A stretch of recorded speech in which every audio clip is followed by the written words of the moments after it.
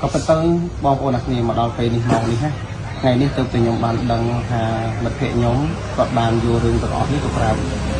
เนี่ยเซย์ให้โยมมาดังซะโยมมาดังที่บองโอนักดังที่ให้บอกเปียปอนจมูกในเรื่องบองไสเรื่องจมูกในบองไสไป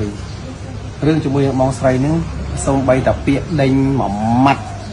เปียดิงหรือกับเปียชบบองไสเนี่ยสมีหม่อมมัดก็โยมมาบานดิงดังอับบานไปชบได้จังบองไสจังโกนบอกกอดบ่าไปได้มาดักไอ้วันเปียโยมให้บองไสได้ขี้ได้ก็เชื่อว่าบานได้ยังบานไปชบไปได้ស្ដាប់សាស្ត្រអូនសធាមុនពេលស្លាប់ប្រាប់ប្រិមុនថាសឿនប៊ីតាភ្ញាក់ខ្លួនព្រឺតមិននឹកស្មាត់មិនសម្លាញ់មានរឿងអន់ចិត្តបែបនេះទទួលយកធម្មពលគ្មានជាតិហ្គាជាមួយគ្រុឌជួឆើតមិនត្រឹមតែយានយន្តថ្មីទោះជាយានយន្តកំពុងប្រើប្រាស់ក៏អាចយកការគ្រីមក LLC ដើម្បីទទួលបានប្រាក់កម្ចីរហូតដល់ 75% នៃតម្លៃយានយន្តដែលកំពុងប្រើប្រាស់ក្រោយពីតារាសម្ដែងព្រីមុនថាទំនាញនៅសារសម្លេងមួយរបស់លោកអ៊ុនសធាដែលធ្លាប់បានឆាតឆ្លើយឆ្លងជាមួយគ្នាមុនពេលលាចាក់លោកដែលរៀបរាប់ពីការអន់ចិត្តនឹងមិត្តសម្លាញ់ម្នាក់ដែលធ្លាប់ជួយជ្រោមជ្រែងពេលគ្រាក្រលំបាកតែចុងក្រោយនៅពេលដែលលោកជួបទុក្ខលំបាកនិងពឹងពាក់គេវិញគេបែរមិនអើពើដូចអ្វីដែលលោកទៅជួយគេនោះទេកាលពីមុនដែលគេសន្និដ្ឋានថាទំនងជាលោកសឿនវីតានោះពេលនេះសម័យខ្លួនបានចេញមកស្រែកបញ្ជាក់ហើយ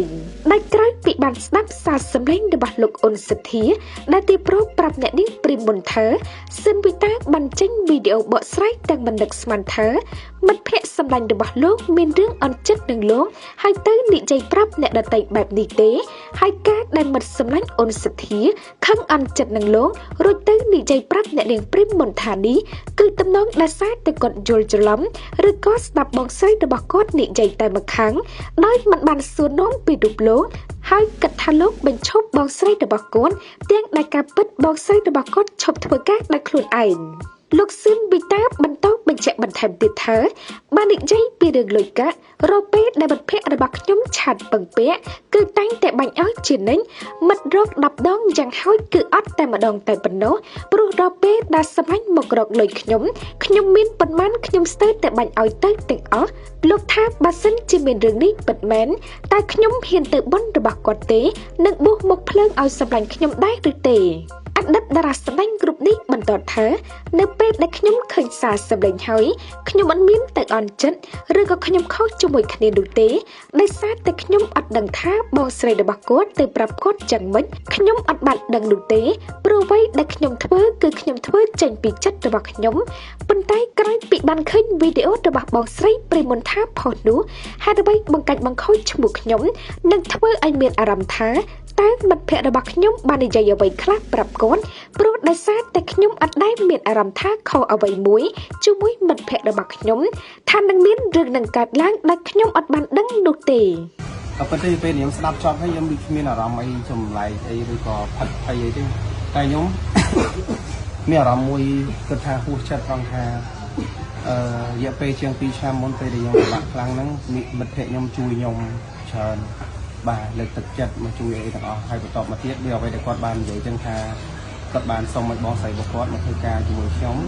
បាទដោយប្រាក់កម្រៃដំបូងហ្នឹងគឺយើងឲ្យគាត់ជួយ35,000បន្តមកទៀតយើងឡើងដល់40,000មួយថ្ងៃ40,000អញ្ចឹងរហូតធ្វើឲ្យខ្ញុំបានចូលមួយឆ្នាំជាងគឺយើងបានផ្លាស់ប្ដូរមកនៅផ្ទះ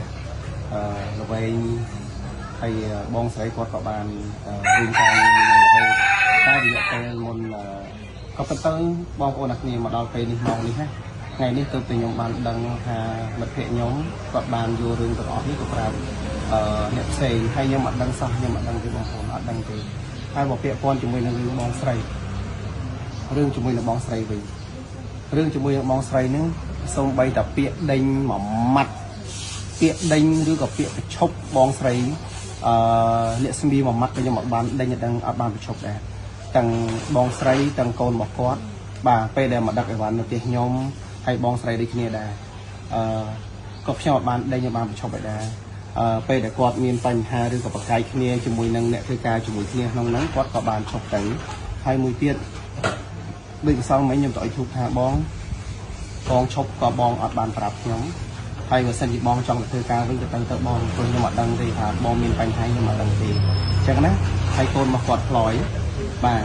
មកដឹកពេលដែលខ្ញុំចាប់ផ្ដើមរើសបុគ្គលិកដឹក5នាក់គាត់នឹងក៏អន់ចិត្តគាត់ក៏ឈប់ទៅ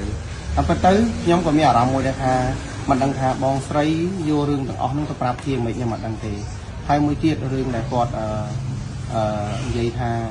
ខ្ញុំពឹងពាក្យមិនបានអីទាំងអស់ហ្នឹងនេះបងប្អូនអរគ្នារយៈពេលមុនដែលគាត់ទៅបាត់ខ្ញុំមិនមានអីទៅវេកទេបងអើយបងប្អូនខ្ញុំមានតែកងធនាគារ ABA ពាក្យរាល់ពេលដែលសម្លាញ់ខ្ញុំឆាត100ខ្ញុំទោះបីជាខ្ញុំអត់ប៉ុណ្ណាក៏ដោយក៏ខ្ញុំមិនដែលល្អរទាំទេបងប្អូនអរគ្នាអត់ដែលទេបងប្អូនមកជីវិតខ្ញុំនេះហើយអ្វីដែលពូម៉ាក់ខ្ញុំនិយាយមិញមកបើខ្ញុំសួរថារឿងទាំងអស់ហ្នឹងវាជារឿងពិតអត់ហើយខ្ញុំប្រាប់បងប្អូនថាខ្ញុំដោយសារតែមិនដឹងថាបងស្រីគាត់ទៅប្រាប់អធិយ៉ាងម៉េចខ្ញុំអត់ដឹងទេខ្ញុំអត់ដឹងទេហើយបើសិនជាពាក្យថាដកបងស្រីគាត់ចេញដកបងមុំចេញពីការងារគឺពួកខ្ញុំអត់ដែលបានដកសំបីតែម្ដងតែដោយសារគាត់ឈប់ដោយខ្លួនឯងគាត់ទៅដោយខ្លួនឯងគាត់ទេបងប្អូនខ្ញុំបើសិនជាខ្ញុំបានដឹងរឿងអ្វីដែលពូម៉ាក់ខ្ញុំនិយាយទាំងអស់ហ្នឹងសួរតែខ្ញុំហ៊ានទៅប្រជុំមុខដែរអីបងប្អូនអរគ្នាខ្ញុំហ៊ានទៅប្រជុំមុខដែលជាមួយនឹងពូម៉ាក់របស់ខ្ញុំដែរអីហើយខ្ញុំរហូតដល់ខ្ញុំទៅបន7ថ្ងៃរហូតដល់ខ្ញុំទៅកោសក់អីទាំងអស់បងប្អូនអរគ្នាសួរតែខ្ញុំហ៊ានដែរអីបងប្អូនអរគ្នាខ្ញុំចង់ជំរាបបងប្អូនថានេះសម្លាញ់ខ្ញុំចាប់ខ្ញុំរយៈពេលដែលខ្ញុំមានលទ្ធភាពទៅជួយសម្លាញ់មកខ្ញុំវិញបងប្អូនអរគ្នាខ្ញុំឲ្យបងប្អូនមើលពេលដែលពូម៉ាក់ខ្ញុំមករលុយខ្ញុំ10ដងយ៉ាងខាងអត់ម្ដងទេ10ដងយ៉ាងខាងអត់ម្ដងទេបងប្អូនមើលទាំងអស់នេះលុយទាំងអស់នេះពេលដែលយើងជួយគ្នានេះទាំងអស់នេះ200 1លានជាង50បងប្អូនអរគ្នាលុយទាំងអស់ហ្នឹងគឺជាលុយដែលខ្ញុំជួយគ្នាទៅវិញទៅមកដូចខ្ញុំតែងតែប្រាប់បងប្អូនចឹង10ដងសង្ឃថាម្ដងប្រាប់ថាគ្នាភ័យអត់មានលុយអត់មានអីទៅហ្នឹងទេតែដល់ពេលខ្ញុំលើឃើញសារសម្លេងមិញហើយខ្ញុំអត់មានអារម្មណ៍មួយថាខ្ញុំខុសជាមួយគាត់ទេអត់មានអារម្មណ៍ទេអីសាយគេខ្ញុំចង់និយាយថាខ្ញុំអត់ដឹងថាបងស្រីរបស់គាត់ទៅប្រាប់គាត់ថាយ៉ាងម៉េចខ្ញុំអត់ដឹងទេបើទោះបីជាយ៉ាងណាជុំវិញរឿងរ៉ាវនេះលោកស៊ឹមពីតាសង្ឃឹមថាមហាជននឹងស្វែងយល់ដោយខ្លួនឯងខណៈអ្នកប្រើប្រាស់បណ្ដាញសង្គមព្រមទាំងអ្នកសិល្បៈមួយចំនួនធំបានចេញមុខសនំពរឲ្យភាគីពាក់ព័ន្ធបញ្ឈប់សកម្មភាពកកកាយរឿងកន្លងហួសមកនិយាយម្ដងទៀតដែលនាំឲ្យប៉ះពាល់ផ្លូវចិត្តរៀងខ្លួននិងជាពិសេសឲ្យវិញ្ញាណក្ខន្ធរបស់លោកអ៊ុនសទ្ធាដែលលាចាក់លោកទៅមិនអាចបានស្ងប់សុខព្រោះតែរឿងទាំងអស់នេះ